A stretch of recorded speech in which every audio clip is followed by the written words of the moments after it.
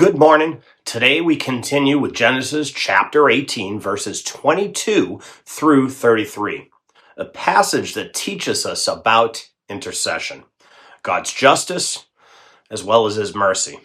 I encourage you to read this section personally as well, because it reveals the heart of both Abraham and God.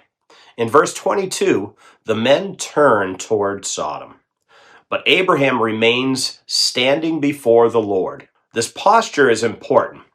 Abraham does not turn away, he draws near.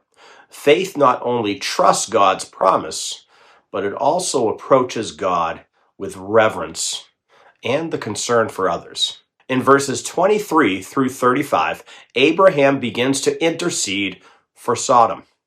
He asks, "Wilt thou also destroy the righteous with the wicked?" Abraham appeals to God's character, recognizing that the judge of all the earth must do what's right. This shows us that true prayer is grounded in who God is. Abraham is not arguing against God, but aligning himself with God's justice and his mercy. In verses 26 through 29, Abraham continues, asking whether the city would be spared for 50 righteous, then 45, then 40, and then down to 30.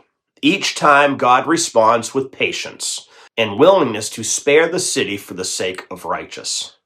This reveals something profound.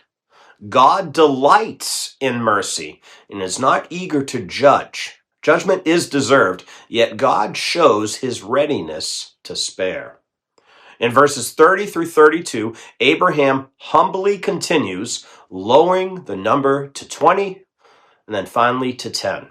Notice Abram's humility. He repeatedly acknowledges his unworthiness, even as he speaks boldly. This teaches us that bold prayer and humble posture do belong together.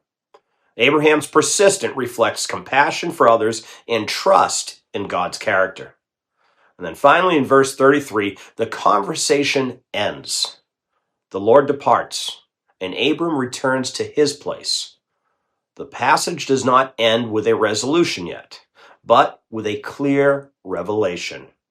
God is just, God is merciful, and God listens when his people intercede. This passage, of course, points us to Christ. Abraham stood before the Lord as an intercessor for a sinful people. But Jesus Christ stands as the perfect and eternal intercessor.